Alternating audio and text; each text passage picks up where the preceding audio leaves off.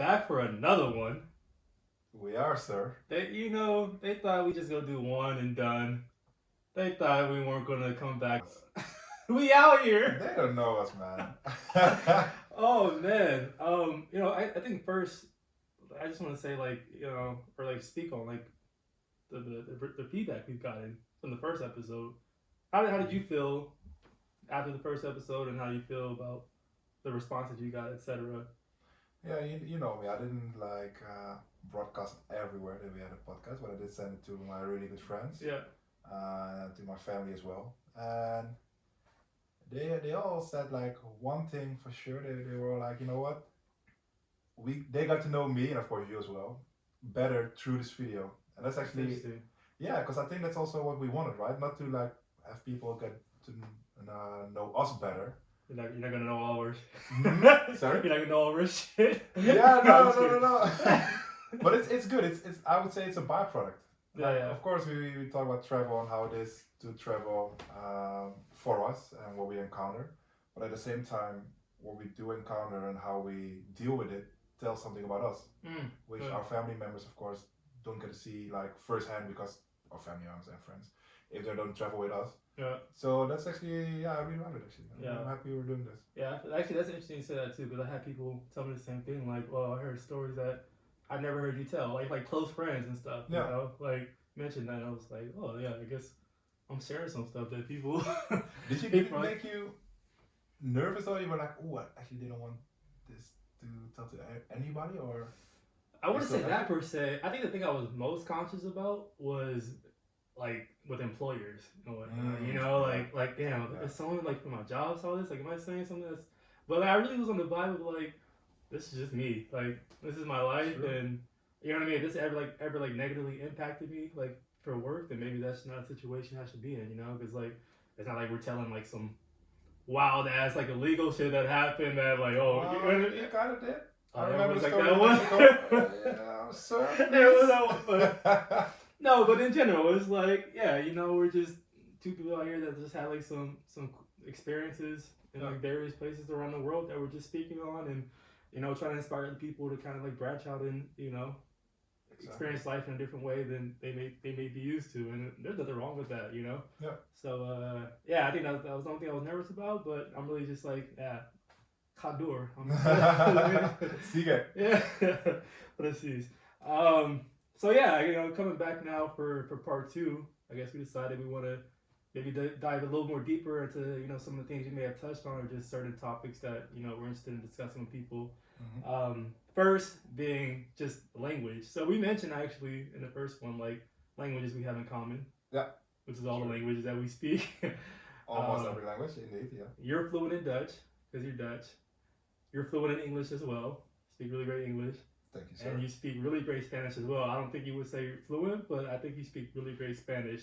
I could hold a conversation. I wouldn't say I'm fluent, but I can hold a conversation. But I don't even mean that in a negative way. Like I feel like you would downplay your Spanish, but I feel like your Spanish is really good. That's you know what I mean? Like So 3 other languages you speak really well. For me, English is my native language, but Dutch I'm learning, but I'm really basic. Don't say that.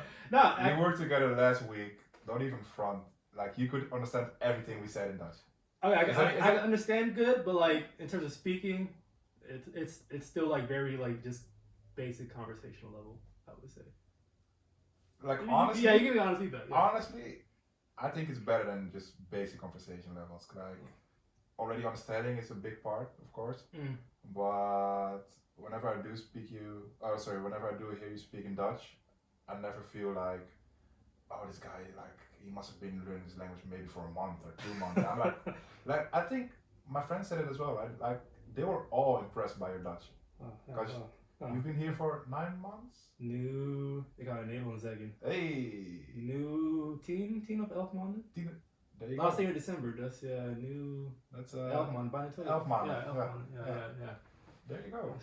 Yeah. There you go.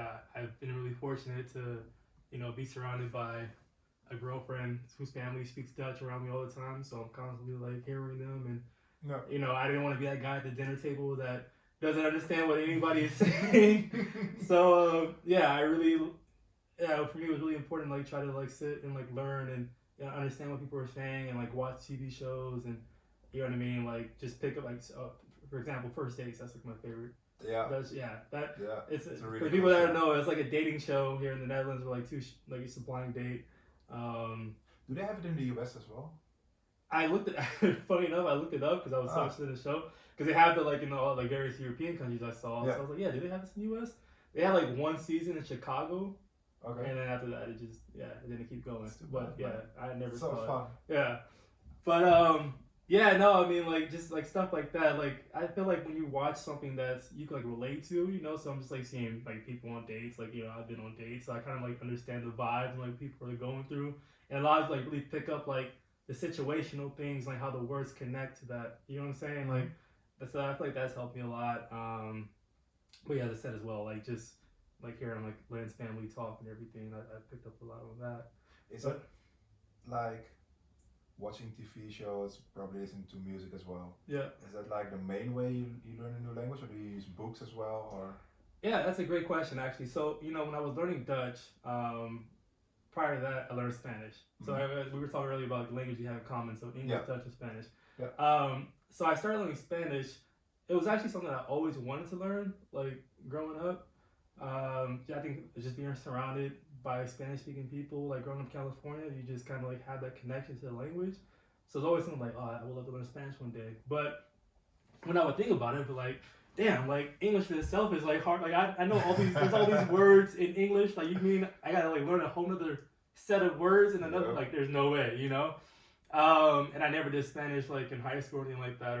But then when I did study abroad in Barcelona, that was like one of the things I really wanted to like, you know, focus on was like learning the language. So when I was studying abroad, I had classes 4 times a week, I believe it was. So that was like when I had like formal like education around the language and everything. Yeah. And actually brought in one of my books here. I don't know if it's gonna be picked up on the camera, but this is the book that I used when I was doing study abroad. And yeah, this is a book that we use, and that's really like gave me like the kickstart, being in class, but also like when I was in Barcelona, I was just on the streets and just talking to like strangers on the street, asking for directions. Like, that's good. Yeah, I feel like when you put yourself in a situation where you have no choice but to try to learn and figure out, okay, what are the words I need to use or you know what I mean, say in order to get this point across. That allows you to just like really learn very quickly, I would say. Yeah. And then I remember too, like the time that I need to burp again. Oh man, the burps are back. I remember the time that I really felt like I was confident with Spanish. Was during the study abroad trip. I was at a bar with like one of my friends that I met out there, and we were just drinking, and I was just a little turnt, but like my Spanish was rolling off the tongue like crazy. Like we was like in this circle full of people, and we were just talking, and I was like, "Oh, I'm like saying shit that I never thought I could say." You know, I wasn't even thinking. So that though was like not a lesson of like get drunk just speak a language, but more so like just don't think too heavy, you know, because like you know, I was when you're under influence, you're not thinking so much, and I learned like with a new language, if you're not thinking too much of like what you're trying to say, just kind of like let it flow naturally, just saying with your native language. That helps a lot. And I say all that to say like those same principles that I picked up on when I was learning Spanish, I tried to apply with Dutch. So, you know, when it comes to Dutch, I know I'm making a lot of mistakes. I know I'm making errors. Like I'm not speaking perfect. No. But at the end of the day, like as long as people understand me, that's all that matters. And so I really just try to like just feel the language, you know, like feel like okay, based off what I've heard before, this I think this is what I should say in this situation. Yeah. And then it works a lot of times, you know. Yeah. I remember the last week when we were in I think it was an Uber, right? Oh, yo, damn, you brought that up. Yo, that was so embarrassing. Please stop. That was so funny though. Oh, tell that story. So we were sitting in the Uber. We were making a lot of jokes. We were all laughing and everything. Yeah. And then he turned to you and he asked you like, "Kan je je riem omdoen?" Yeah. And you were like, yeah, that's so funny. And he's like, "No, maar echt." I'm saying it in Dutch. And you were like, "Wait, fuck. Yeah, I think I'm misinterpreted something or something. I don't know." Oh, bro, it's so embarrassing. So we actually taught you to put your seatbelt on. Yeah. And you were like, that's so funny. yeah. And obviously we talked about this already, but that's one of those situations where like you feel like you know what someone just said, like in a moment. Yep. I remember vividly, like, so prior to that, we were just having a conversation, like laughing about something, I forget. It was just like a really just like friendly, upbeat conversation. Yeah. So in my head, like he turned to me and said something very quickly. So I kind of just in my head interpreted this as like the Bible, like he just said a joke, you know, or something. Like that's just like where my head went, because like I didn't know the specific words he said, but just based on the Bible, I was like, he just said a joke. So my head was like, laugh. It's like just laugh. But then yeah, he was like, yo, put your seatbelt on, and like I got busted. Yep. But to get back actually to like the languages that we speak and how we learn them. Yeah. You traveled as well through Chile, I think, right? Yeah, I lived in Chile for you a lived year. in Chile? Yeah, for a year and a half. How long after Barcelona was that? So I came back from Barcelona at the end of April in 2017, and then I went to Chile. Like literally New Year's, I was flying. Of 2018, I was flying to Chile. So. Well, so not too long, like 6 months or so. Yeah. Okay. Yeah. No, because I wanted to ask you, like, I could have then imagined if it was maybe a year or 2 years after, like your Spanish would be a little bit more, you know, a little bit worse. And then like, how did you pick it up again? Like, did you do the same things? Like, how does it work for you if you learn a new language? So when I got back from Barcelona, for me, I was like super like in my head, like don't all that work he did to just build up and like start learning this language, like don't lose that, you know. Yeah. So luckily enough, when I went back to Arizona after doing study abroad, I was living with one of my good friends, Jose, and Jose is Mexican. He speaks Spanish, and so when we were living with each other, like I was always just trying to say shit to him in Spanish, like always trying to practice him in Spanish, you know. That's perfect. So yeah, that helped a lot. But I also have a really good friend from Spain, Clara. Oh, if Clara watches this, she's gonna die that I mentioned her name. But her and I like talk like almost every single day, you know. Still? Like yeah, to this day, wow. Yeah. And so like she also like really helps me like just to, you know, really stay in tune with the language, you know, because obviously if you're not living in a place where like it's predominant language, it's easy to forget it. But like in that time period between when I got back from Barcelona, when I went to Chile, I would say those two people themselves like really helped keep me up to pace with the language. And then once I got to Chile, like now I'm living in a Spanish speaking country, so I was using it all the time. Yeah. That's a good one actually, because I think that's what happened with me with Spanish. So I did my study abroad, of course, in Mexico. But then after I came back, like I didn't speak Spanish anymore. And I think a year and a half later, maybe 2 years later, I went to travel through South America. And I first did actually a language school there for, I guess, 3 weeks. I was in Bolivia with a good friend of mine. But as soon as you like start using the words, you'll like, of course, I guess you and me, we can still speak Spanish, it's okay. But you just realize like, damn, I was so fluent, and now like, you know, you need to go through it all again and again, and it will come back though. That's a good thing about it. Once you learn, it's like riding a bicycle. Exactly. Once you know how to do it, you have to maybe like catch up again a little bit, but then it will work out. But with Spanish though, like you studied you know a little bit before going to Mexico, right? Yeah. Or okay. Sure. Yeah. Before I went to Mexico, I had Spanish in high school. I think for 2 or 3 years. Was it just a random selection for you for Spanish, or? Yeah, the thing was, there is a Latina in the classroom. I wish. No, not even. No, I was really bad at French. Like French, like I don't know, French people. If you know some French people, they speak really, really fast. Word. So my cousin learned French, but I never. Really? Yeah. Man, she speaks really good French. Yeah. I just couldn't understand like the words and everything.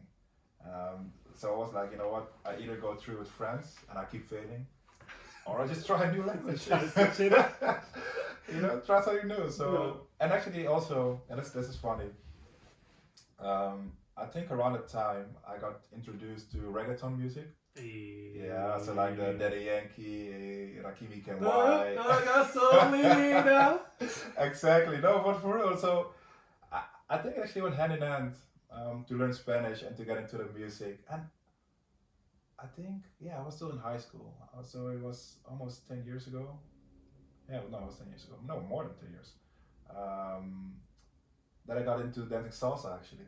So of course there as well you have all these Salsa Spanish poppy things. in the building. I know you can dance some salsa too, so don't even start. Poquito. Un poquito mucho, huh? No, so that's actually, it all went hand in hand, and I like the language. I wasn't too good at it, to be honest, but it was okay. It was better than French. And in the end, it really helped me out. Like when I was in Mexico, of course, when I was in South America, and like you said, you have to practice. And just keep talking in the language, and it's hard. And at times you will feel like that you can, because that's actually what happened to me when I learned English. I have some family in the States, in Florida, in Tampa. Oh, really? Yeah.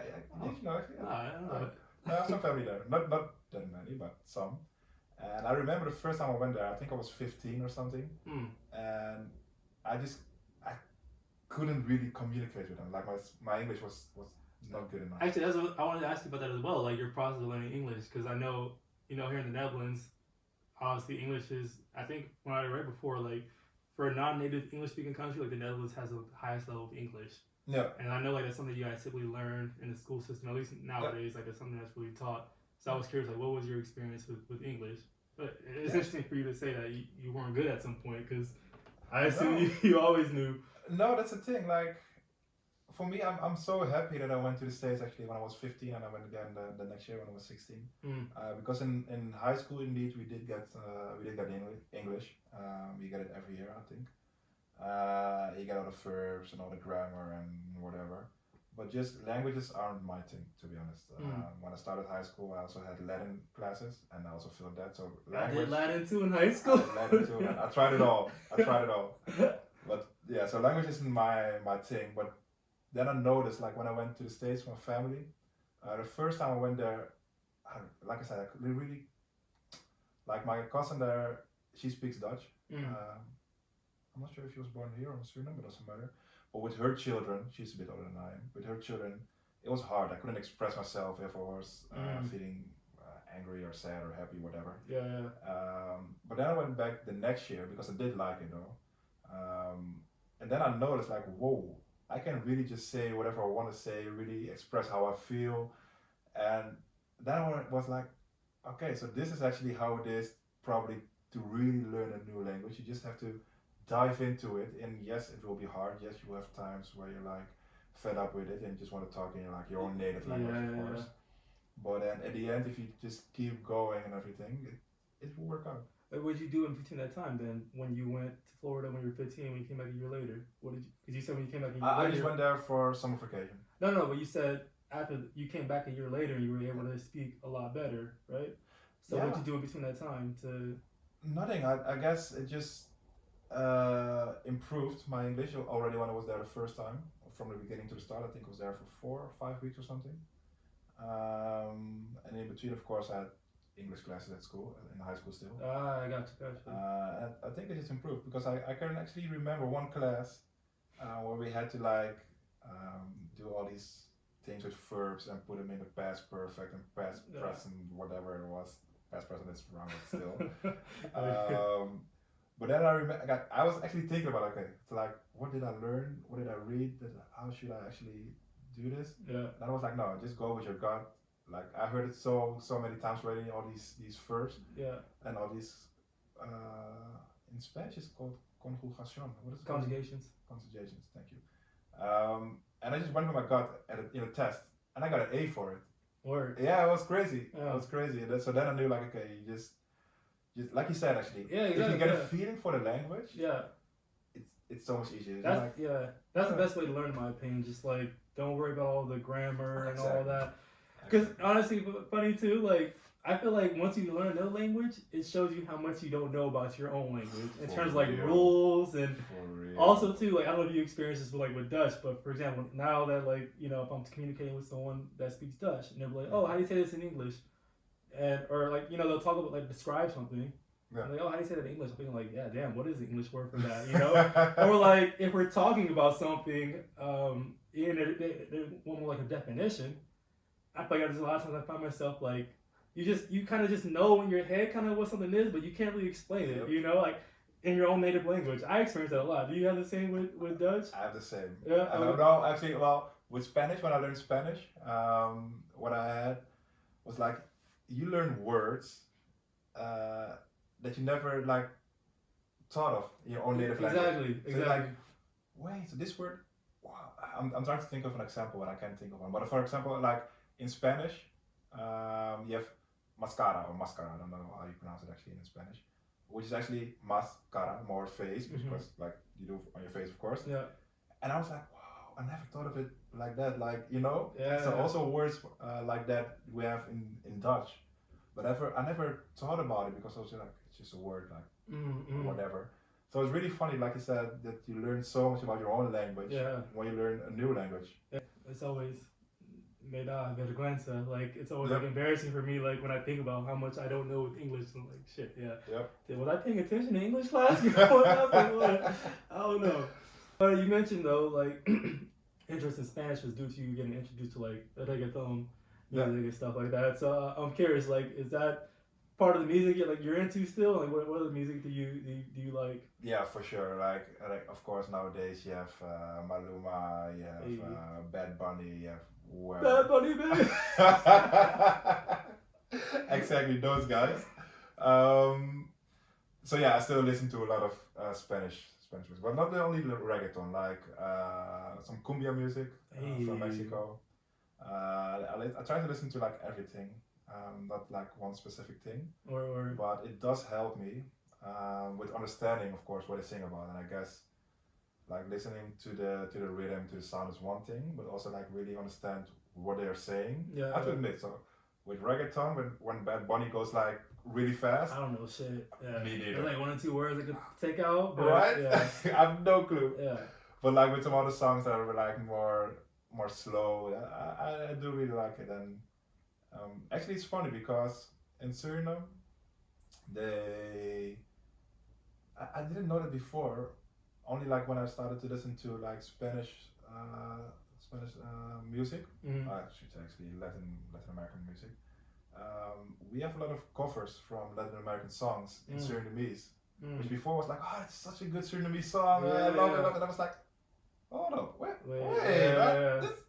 So that's I don't know, but no, it did help me as well. Like I said, when you listen to Daddy Yankee before, and of course Gasolina won't help you that much, but other songs of him that they help me, because like then you will go on the internet like, oh, what is he saying actually, you know? Yeah. So it helped me in my journey to learn Spanish. Yeah. How was it for you?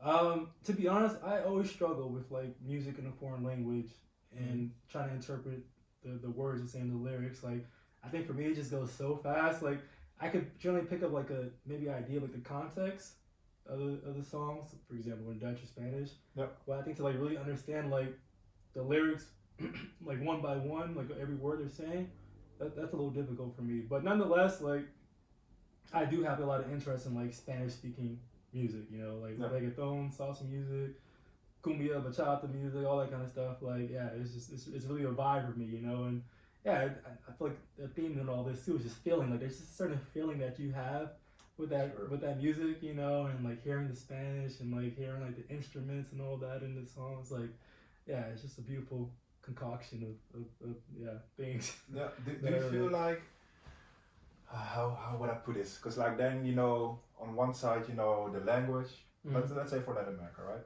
So on the one hand, you know, the language, on the other hand, you have a feeling for like the dances and the culture a bit. Later on I'm going to talk about the drinks and everything and the food, but I already know you have a feeling for that as well. Do you feel like every single part of it helps you to better understand the culture as a whole?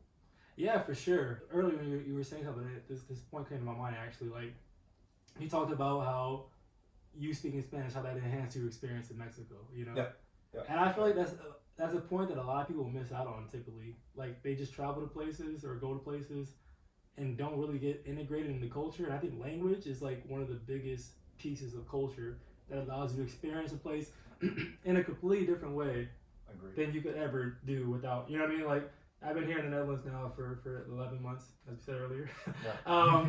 But just me even having like the level of Dutch that I have, like once again, I personally think like really it's a decent level, but not like super advanced. But nonetheless, like just being able to like speak and hold a conversation, like has allowed me to just have certain relationships with people. You know, like connect with people on a different level, get more ingrained with, like I said, the culture, like what's going on in the country, understand like certain customs that they may have, understand.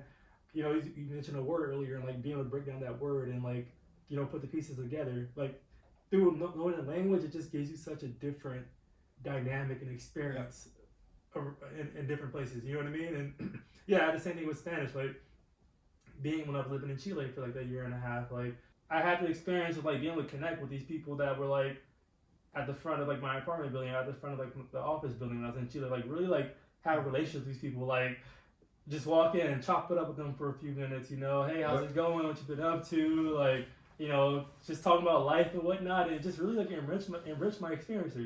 It's like you're talking with a local, and if I was just like someone that just came in and like, oh, I'm only gonna stick to English. I'm only gonna like stick to like my native language. That would just really, I feel like, give me a more cold experience. Not saying you can have a good experience.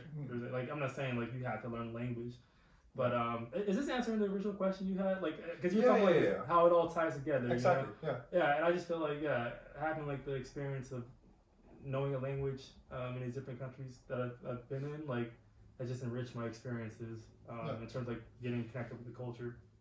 And I think we are both lucky that we do like the Latin American culture that well, and that we speak Spanish. Yeah. I can imagine if you go to another continent, to either Asia or Africa or wherever, that it might be a bit more difficult. But at least if you indeed, like you said, if you go to a country, you don't have to read upon everything or try to get to know everything before you go there. Yeah. But it's good. It makes it easier if you do. Yeah. It's easier to connect to the people. You already have a bit of a background on like how they are, and if you can get some sentences out, just asking like, where's the store or the supermarket, or how much is this or whatever, or can I get a bill? Just simple things. And because I also noticed where you just, and that's not for in Spanish, but in some other languages, where you can even say like little things like, "Can I have the bill, please?" They actually laugh and like they like that you try. Yeah, and that's the thing. Exactly. And that's also like I used to work in hospitality. I literally about to bring that up right now. Right? Yeah, right? It literally came to my mind right now. No way. I swear, yeah.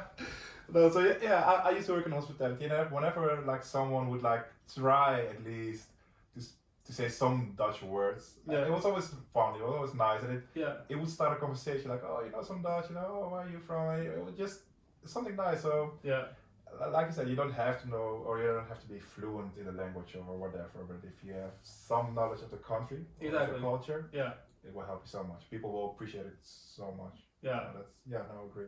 I'm curious too, like with having experience like speaking different languages, like do you feel like you're almost able to step into like a different version of yourself, or like do you feel like it's just one Dior, you know what I'm saying? Like if you're Dior like right now in Mexico City speaking Spanish, do you feel like the same Dior walking the streets of Amsterdam speaking Dutch?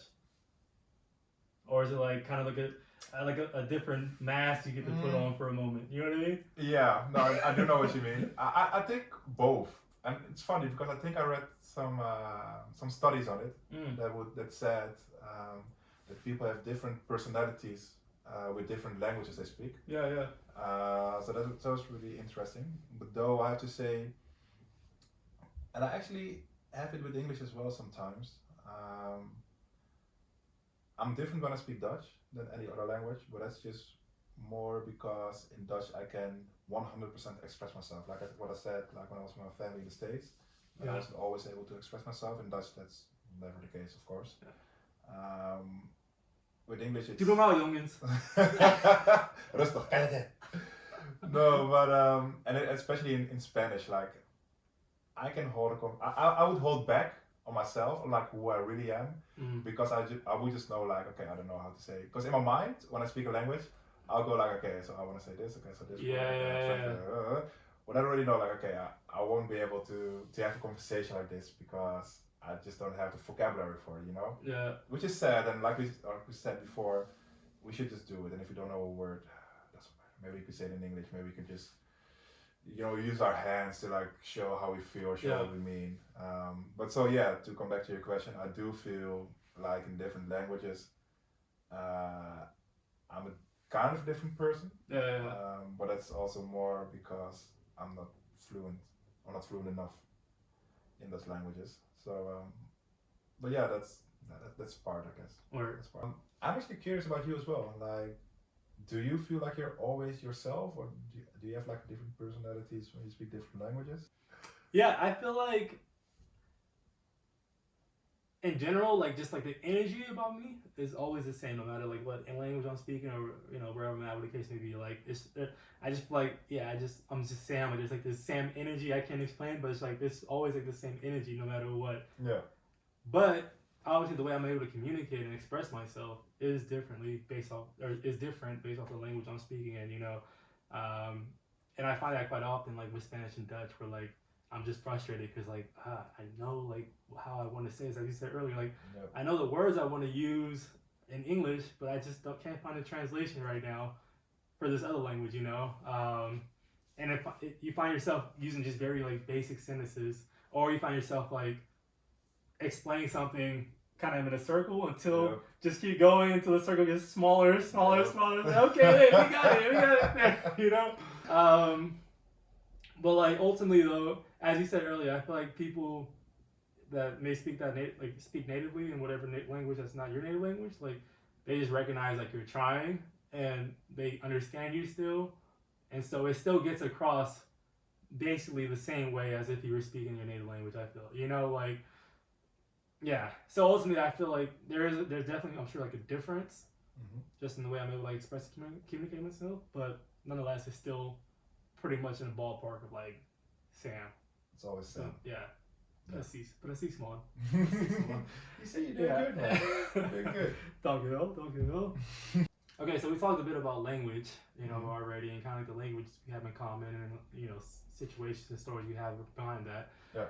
But I'm also curious to hear about your music taste and kind of like how that developed, or like certain connections that music may have with other things in your background. Yeah, that's actually a really good question. I have two things during my traveling, the two independent travel journeys, that I would probably never forget. The first one is when I went to Cuba, and this is years and years ago. I think 8 years ago or something. Cuba is one of the places I want to go to. Super bad. Please do. Please, really, nice. Cuba, it's something different. Yeah. Really. It's like when I actually first went there. This doesn't have to do with music, but for me it stands out. When I was there, every day when I looked around me, I was like, damn, this woman. She looks so much like my aunt, or he looks so much like my uncle, or like my cousin, my nephew, whatever.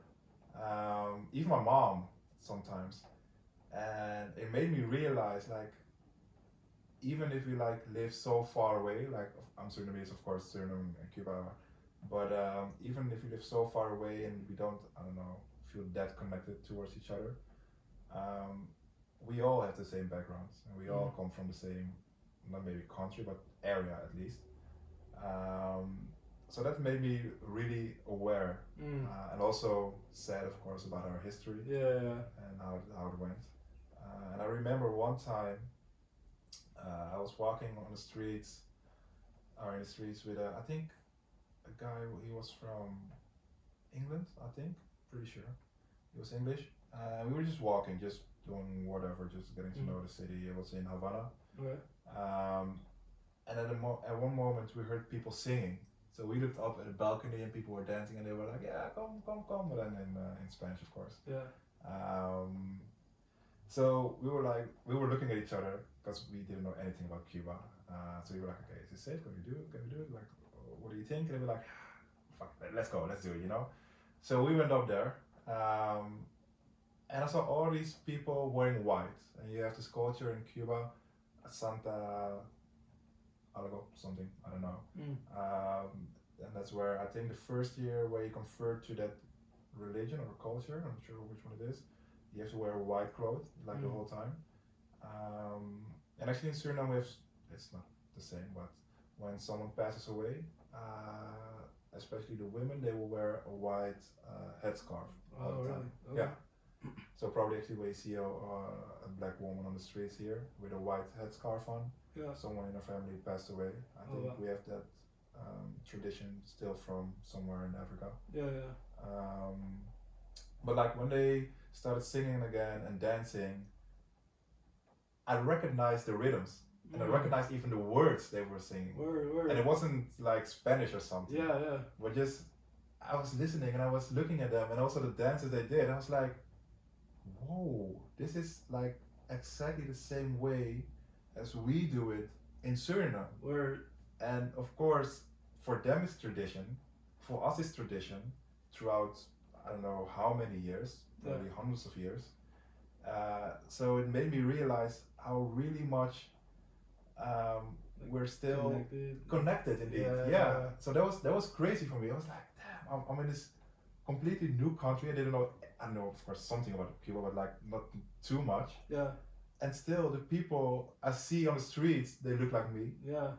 Their customs are the same customs I have. Yeah. So that realization, like that. Yeah, that's beautiful, man. It was crazy, really. Yeah. I was there and I just didn't know what to say. I was like, oh my God. And that made me really realize, actually for me, also the traveling part, like why I love to travel. And of course I understand you might not get this in every country, but still you will see that you will recognize maybe small things, could be big things from your own culture, from things from home, that you would never have thought that other people do as well. So really, I don't know how to say this, but it really, I guess it sparks my energy to like keep on traveling whenever I can, just to get to find out more things like this, or even like other things like what I like about other countries as well. I don't want to speak only about Latin America, but also like for example in Asia, when they would do something that I never saw before, but I did like it, and I got something new into my things I know how to do, you know. So it would just broaden me as a human, as a person. So that's what I really like about traveling. And broaden your interests and everything. Exactly. And it happened as well in Colombia. Yeah, it was in Colombia. I was in Medellin. I was with a friend of mine from Holland, and we were walking. Actually, the same friend who I was with in Peru when the thing happened on King's Day with the guy being a racist. We were then in Colombia. Was it we were last week? Yeah, Steph. Okay, I was like, I don't know, we can't say his name or something. I think it's okay. Okay. It's okay. Yeah, so I also lived in Medellin in Colombia, and we were about to go to a festival actually, and we saw a group of people dancing capoeira. You know capoeira? No. It's a dance from Brazil. Okay. Where, if I remember correctly, I didn't look it up, so, well, if I remember correctly, what they do is they had this way of fighting in the past, but they couldn't fight openly, so they transformed it into a dance, so they could still like so they could still practice their fighting skills, but no one would really notice because it just looks like a dance, which is now then called capoeira. And we just stood still and we were like, hey, capoeira, we're in Colombia, not in Brazil, like, you know, let's just check it out. And then we listened to the beats, and again we listened to the words and like how they pronounce the words and everything. And it was the same again as like we have in Suriname as well. And it was different than in Cuba. It wasn't like the same kind of music. It was a different kind of music, because like in Suriname we have Winti. Winti is something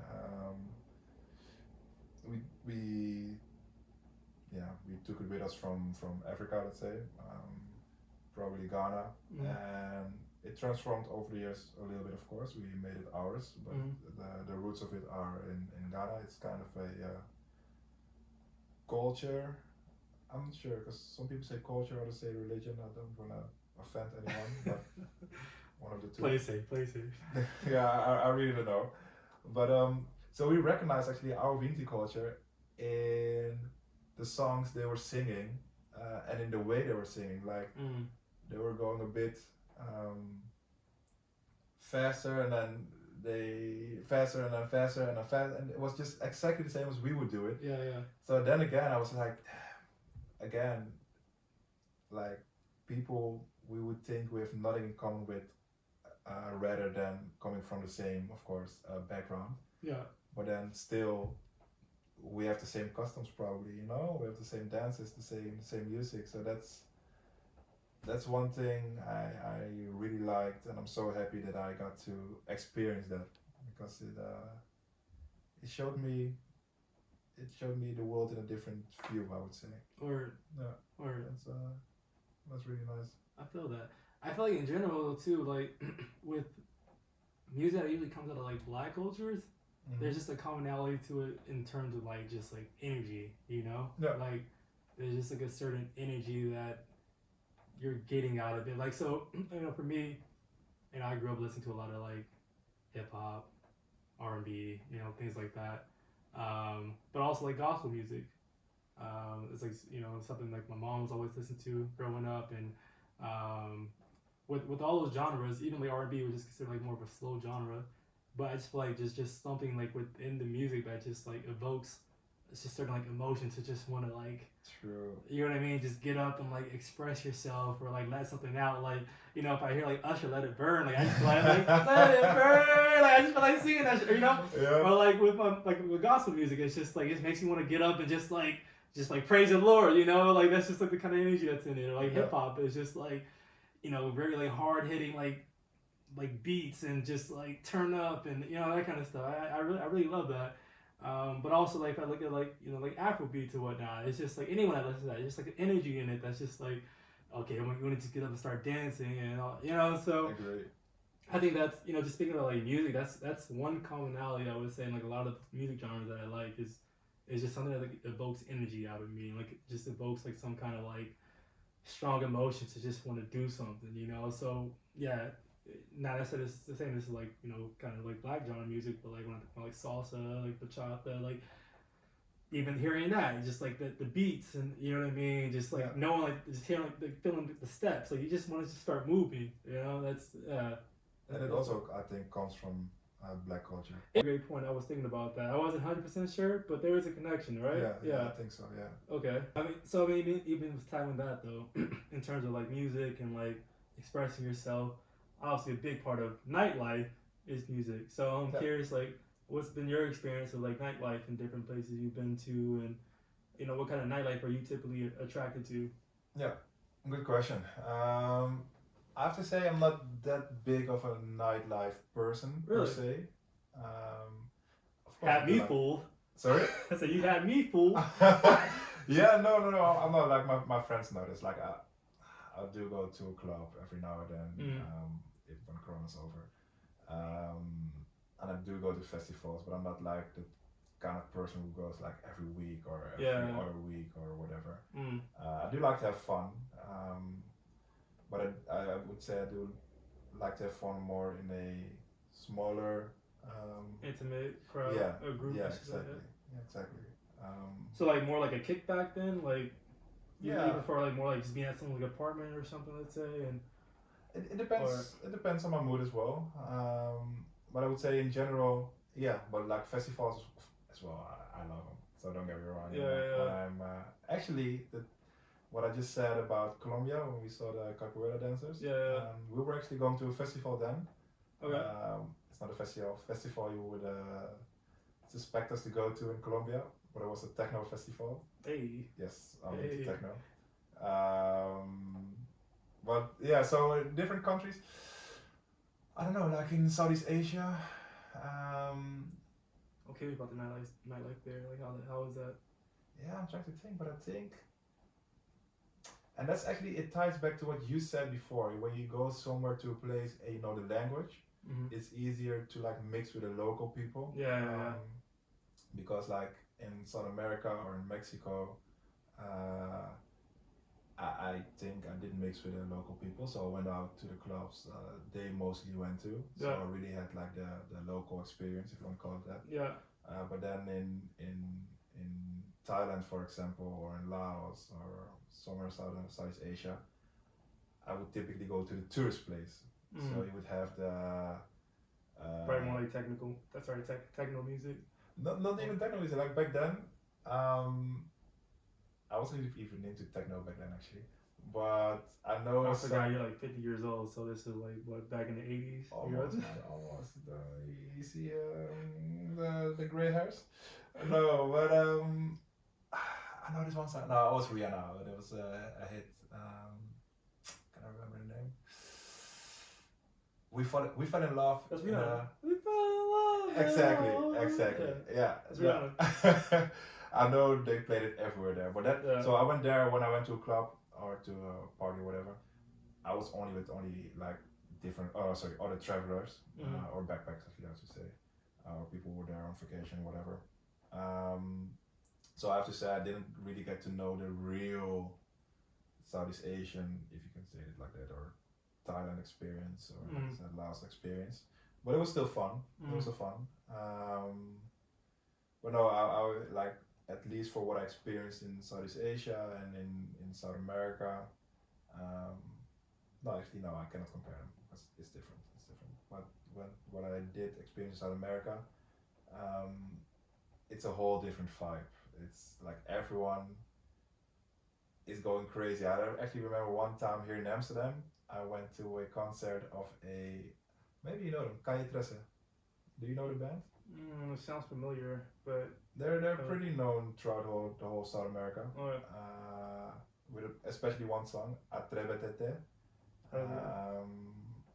But I went to a concert of their lead singer. I think they broke up as a band, but the lead singer still gives out like concerts and everything.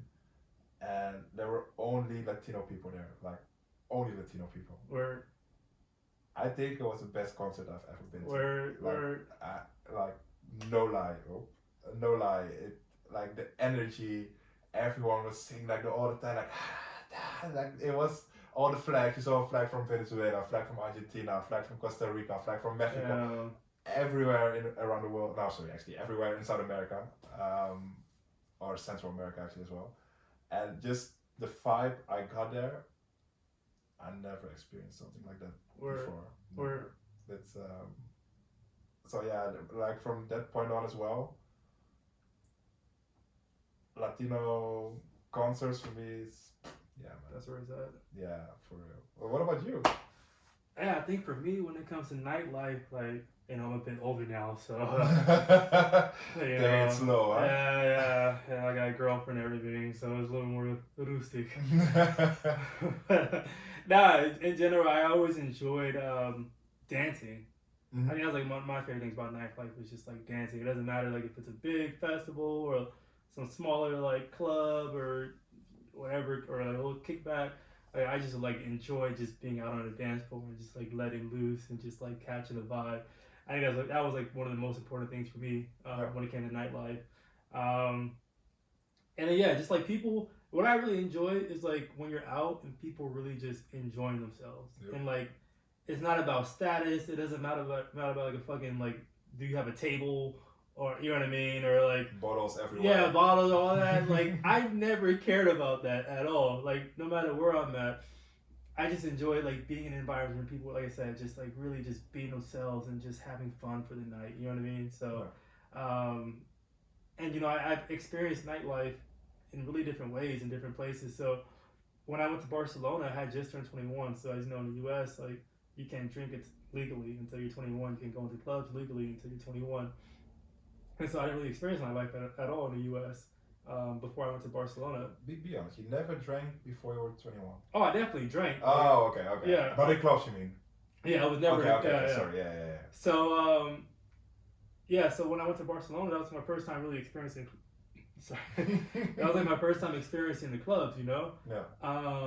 And in Barcelona, you could party until like 5 in the morning or so, like 5, 6 in the morning, whatever the case may be. And that was like my standard now for going out in nightlife. You know what I mean? And what time did you start then? If it finishes at 5. Yeah, I mean, you start pre-gaming around like maybe 11 or something, and then you like get to the club at like 1 in the morning. but that was mad fun, you know. And like you go and you still had a bit of like the certain clubs at least in Barcelona. You still had a bit of like the whole bottle service and people trying to like look impress others, but there's also like a big culture of people just being out at a dance floor and just vibing out and just turning up. You know, I really enjoyed that. No. But then I go back to the States after that experience, and like I'm thinking like this is I said this is my standard like nightlife. I'm thinking like, oh, you stay out until like 5, 6 in the morning and this and that, you know.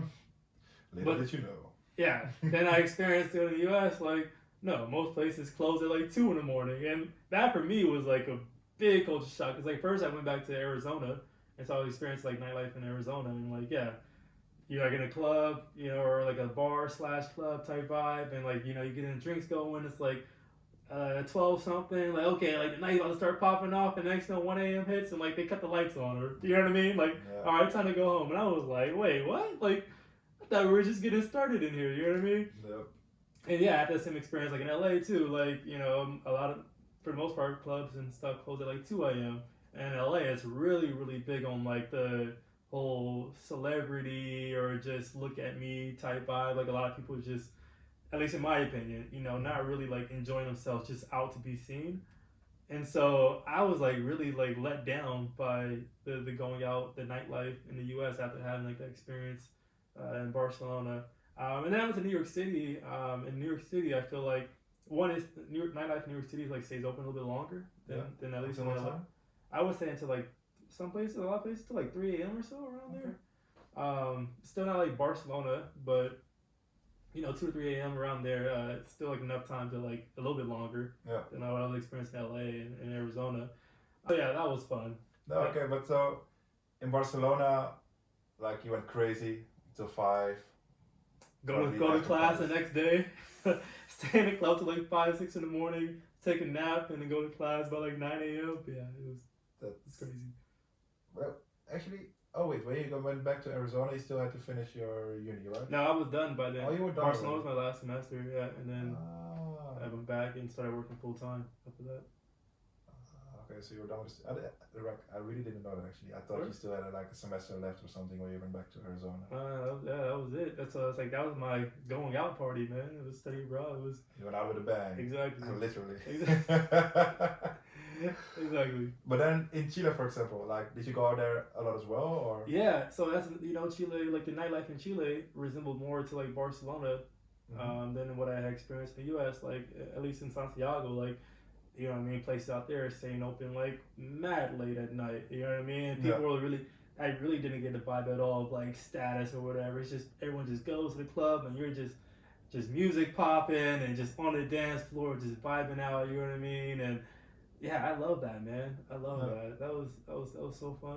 And was it like mostly the reggaeton music or like? Yeah, definitely a lot of reggaeton music. Okay. Yeah, there was like this one like street that they probably had the same kind of vibe in Colombia. Like they'll just be like a street, and it's just like. Yeah. I actually think I know which street you mean because I think I went there as well. Yeah, and I'm like I'm like really mad at myself that I don't remember the name of the street. I was about to say something, but no, it was not that. But yeah, this is embarrassing that I live in Santiago for even half. I can't remember the name of the street, but nonetheless, like it's like just club next to club next to club. But it's not like big ass club either. It's more like just small like smaller type venues, but they're like just stacked right next to each other. It's just a street of all that. Yeah. And yeah, it was popping. Like you just be walking down the street, you just hear all the music popping out, like.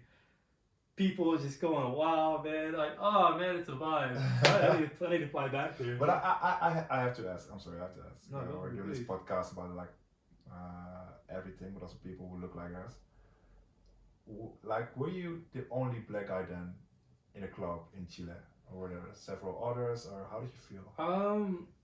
No. So like in Chile, you had I'm trying to remember exactly. Like, for one, you had a lot of Haitian people. Yeah. That were living in Santiago. Yeah. And certain clubs, I think I would see them in. Maybe you have to explain Haitian actually, because I think you mean Hispanic Asian, right? No, Haitian from Haiti. Oh, Haitian. Yeah, Haitian. Oh. Oh, yeah, like okay. Haitian people. Okay, okay, yeah. Yeah. How come? Why? What's the connection between how you? So I mean, Haiti, like it's not. It's how would I say it? Like a lot of bad things going on in the country. Like it's not in the sense of like not the best place economically and all that, so a lot of Haitian people were relocating to Santiago, Why So, Santiago though? I don't suspect, understand like, the connection the with US. that. To be honest, I don't know the connection with that. I think why maybe because like their Chilean laws in terms of like, immigration a lot more lax compared to the U.S. A lot easier to relocate there. Yeah. But nonetheless, there were a lot of like Haitian people there. So I feel like that was like a big part of like the black people I was seeing were like Haitian people. But outside of that, you have a lot of Venezuelan people that relocated to Chile as well. And with that, you have like darker skin and more like black Venezuelan people. Yep. Yeah, my barber, he was Venezuelan. That was like my guy. Really? Yeah, shout out to him. But yeah, so I did see like other black people, but it wasn't like there was like hella, but there was definitely like other black people there in Chile for sure. Okay. Yeah. So you didn't feel like, okay, I'm the only one that's. I didn't feel that per se in the sense like only black person, but like other black Americans. Yeah, I for sure.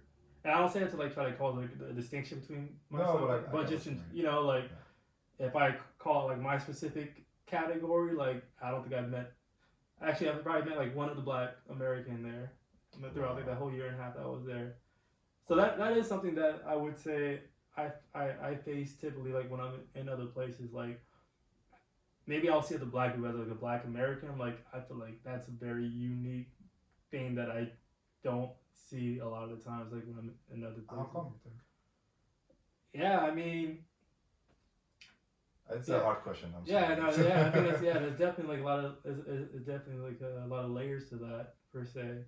Not to say like black Americans don't travel, but yeah, definitely relative to like other people in the U.S., perhaps not as much. Yeah. Yeah. Hopefully, that changes. That changes soon. Hopefully, people are more like interested or people have more opportunities to be able to do certain things. I thought a lot of it comes down to opportunity. For me, like 100%. My experience was tied to doing study abroad. Like that's what really kind of kickstarted my thirst and desire to want to travel. But if I wasn't presented with that opportunity, I don't think it's something that I would have really been thinking of. Like, oh, let me go do this. So. Yeah. So would it be an option, for example, to be more? I don't know how to say this, like be more informed about it, so to actually tell people what's out there and not just tell them like study, go find a job and work. Yeah, no, and 60 or 65.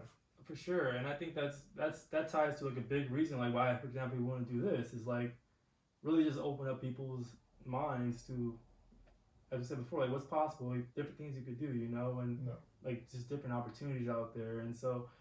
Hopefully, that's something that we accomplish. I already had people like say that, that they, were inspired or, that they weren't aware of certain things or whatever the case may be. And that's really cool because, we both mentioned how much it's impacted us and how much it's, changed our lives and our world.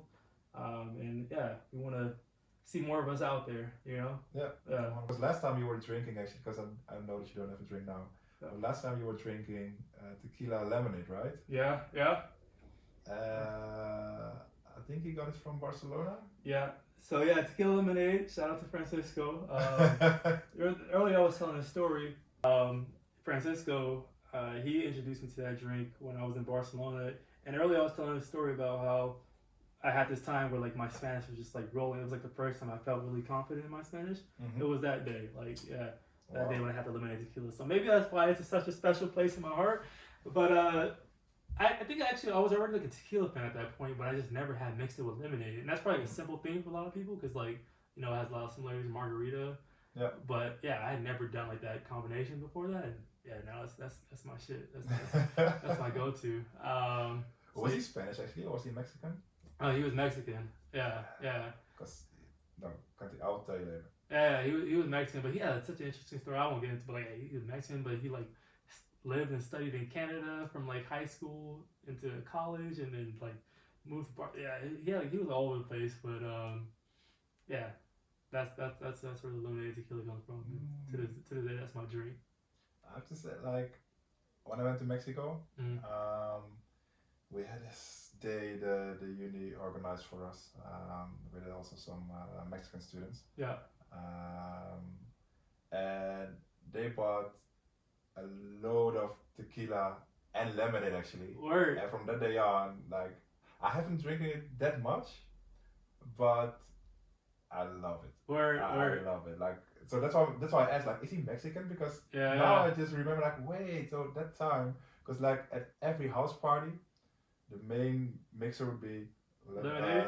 Lemonade, like tequila lemonade. I had no idea that was like a Mexican thing. I think it is. I think it is, because everywhere I went there, tequila lemonade. That's it. That's interesting. Well, we have any Mexican viewers? You guys can comment and like let us know if that's a thing. We'll love to know. True. Because I thought that was just a Francisco thing, but yeah, that's really interesting to know.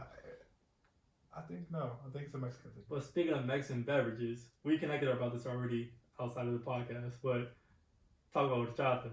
Horchata! Oh, man! True. Horchata. Horchata, man. It's Mexican. I'm not sure if it's only Mexican. Well, I'm not, horchata, so actually I was researching on this earlier. Because horchata originally came from some African country. Like, it originated somewhere in Africa. But then, then from there, it got introduced into, like, Spain and Portugal. And then through, like, colonization, it got brought over to, like, South America and just throughout Latin America. So interesting.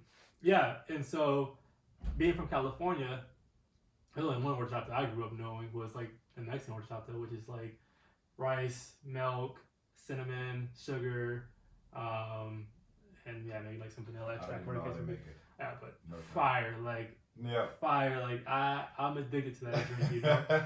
And so, I always loved horchata, and when I went to Barcelona, I saw the horchata store, like, literally like a horchata store, so I'm thinking, like, oh, I gotta go, like, and at the time, I'm thinking there's just only one horchata, you know, so I go there, I order some horchata, and when I had it, man, no offense to any, like, Spanish viewers, but, like, that shit was nasty for me, like, just keeping it real.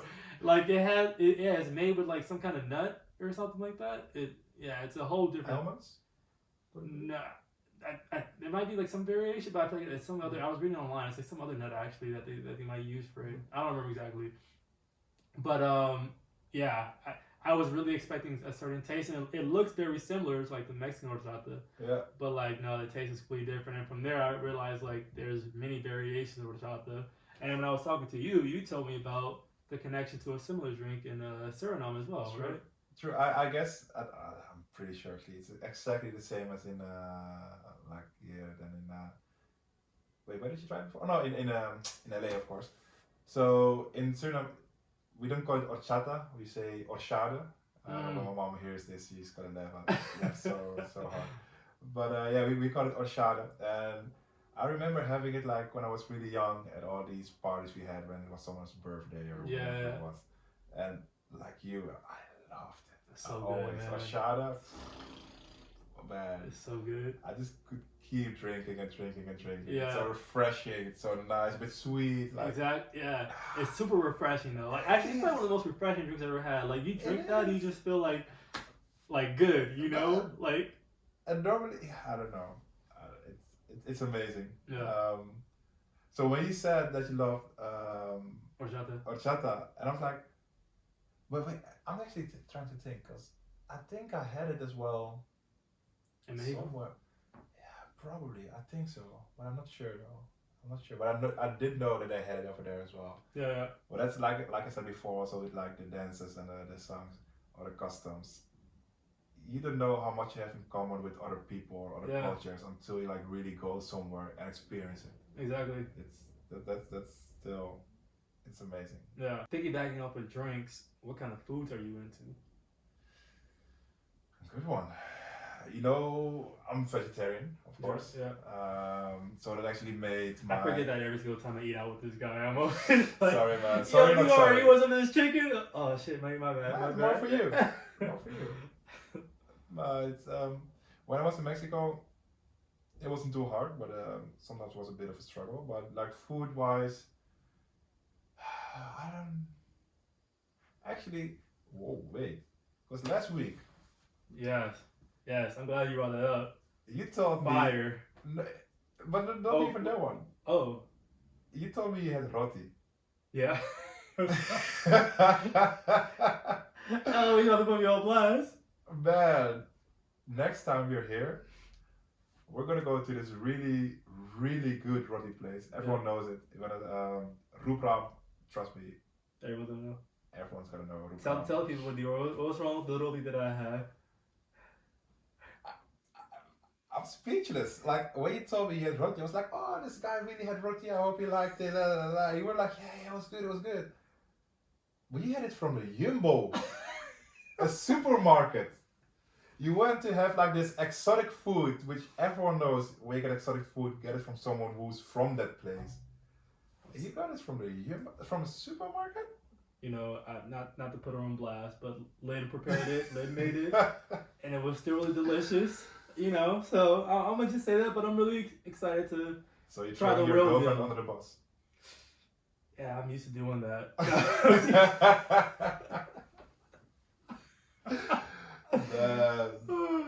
Next, I'm happy you enjoyed it. Next time, like I said, I will bring you to Rupram. Maybe not a place, but a place with really good roti. You're gonna love it. It's actually a dish. I think they have it now. I'm pretty sure they have it in places like in the West Indies as well. But it's originally from India, I think. Okay. Amazing. But you already tried it, so you already know. Wait. Were you? I forget if you told me, but were you always vegetarian, or it's like something just like? No, I think now almost 10 years. Okay, because I'm curious. Did you ever have soul food, like soul food from the U.S.? I did, but I have to say, if you're gonna talk bad on soul food, we're gonna just end this podcast right this second. You know, there's actually, I'm not sure if we're gonna or can discuss it right now, but do you know soul food? Do you know where it comes from? And do you know like the backstory on it? Yeah, so it was like, from my understanding, like, you know, kind of just like the leftover, like the bad shit that people didn't want, that the slaves were eating and all that. Exactly. So yeah, so it's not good for you, man. I'm not talking about the meat part, like eat whatever you want to eat, but it's, you know. Nah, man. I know it's good. My sweet potatoes, my mac and cheese, my fried chicken and fried, woo, fire, man. I love mac and cheese as well. It's and actually I only learned to like sweet potatoes since 2 years. No, 3 years I would say. Or before I didn't like sweet potatoes. Really? No, but mac and cheese though, that's yeah. You could wake me up at night for lasagna. Lasagna is pretty fire. That's one thing you could wake me up for at night. It has to do with soul food, but I said that has to do with soul food. No, but, like, okay, I thought you were saying. No, just you asked me what I like food wise. Yeah. So now I remember, like, okay, what could you wake me up for? Lasagna is pretty good. What about you? Yeah, soul food's my shit. I love soul food. Mm-hmm. I love Mexican food. Every type of Mexican food. I mean, I'm sure there's some things that I might not like, but the I don't want to say the standard, but like growing up in California, you know, like going to, for example, like Mexican birthday parties, and like if they have like a taco man or something, you know, like that was my shit. Like that, yeah, that's you know, or like burritos, pozole, menudo, tostadas, like all. Oh man, oh super fire. I love all that. Yeah, that's one of my favorites. And then I'm trying to think what else. Have you ever had mole? Yes, I have.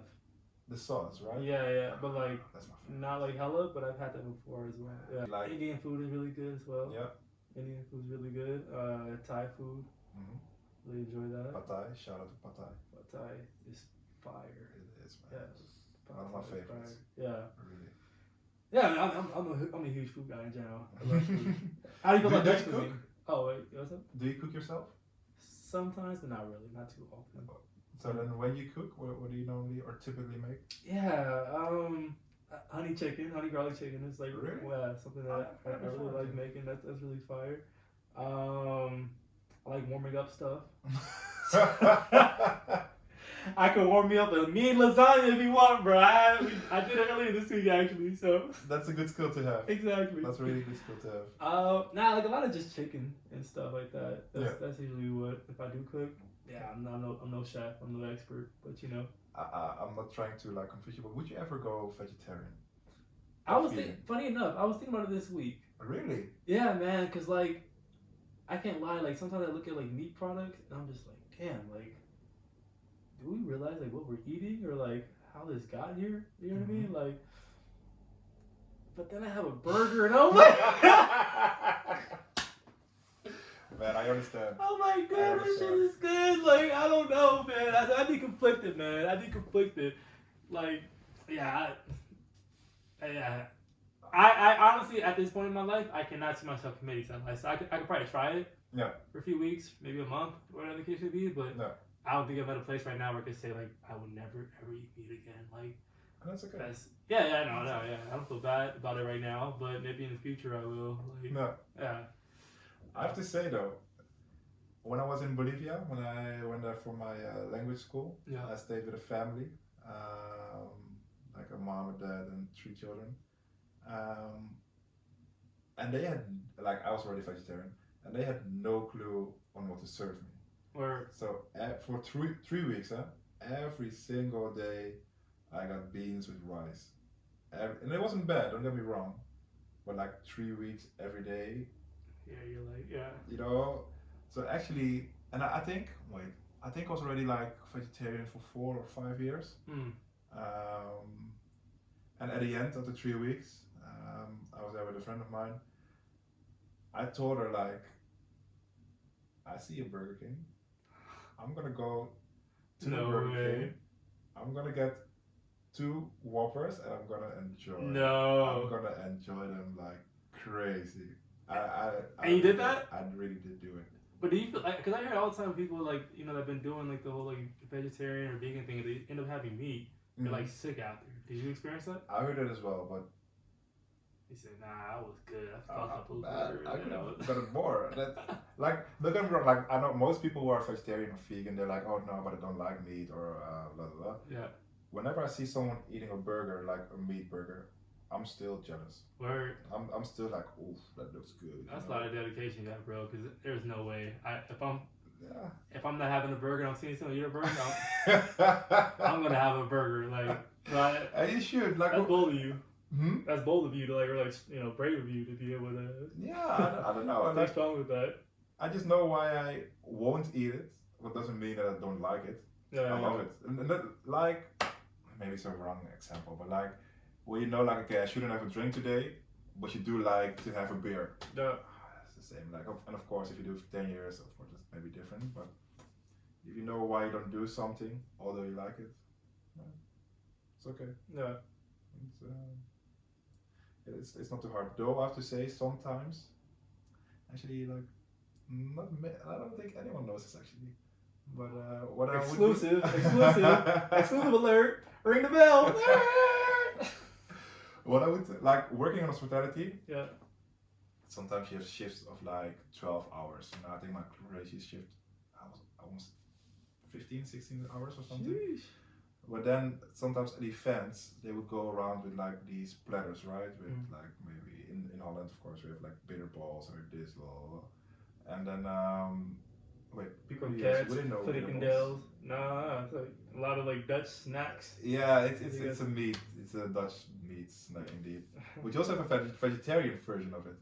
So whenever I would like have like a really long shift and I wouldn't have eaten anything, and I know like, okay, you have the vegetarian option and the meat option, and I cannot taste the difference. I cannot. They make it so well. Yeah. At least nowadays. So then we just go like, you know what? If you don't ask, you don't know what it is. You know? I wouldn't know if it's meat. If it's not meat, I would like, ignorance is bliss. There you go. Thank you. Thank you. Sometimes ignorance is bliss. I would be so hungry. I would like, if I ask and if they tell me it's meat, I wouldn't eat it. Dang. If I wouldn't ask, I would still enjoy it. Yeah. I wouldn't be as hungry as I'm now. Like I said, ignorance is a bliss. Don't ask, don't tell.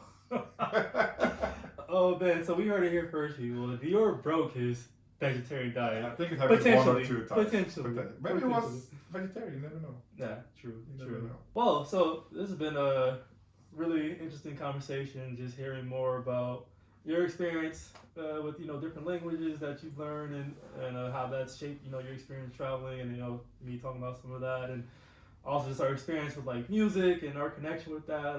The food, the drinks. The food, the drinks. Show them this tequila bottle right here. This is some of the most fire tequila I've ever had. We took a Which shot. camera though? I don't know. I think this one. Yeah. This is some good ass tequila. It's really good. I actually got it from a friend of mine who's actually Mexican, and he stayed here for a couple of days, almost a week, I think.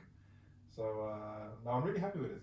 Shout out to that friend. That was really good. That was smooth. I could just drink that out of a cup right? for sure. Yeah. And that's why I always say, like, people only know tequila from the shots, and they're like, oh no, I got a hangover. I didn't need it to puke or whatever. But if you have really, really good tequila, what happens? No. What happens? What happens? Love to hear it. Love to hear it. Next time. Yeah, for sure.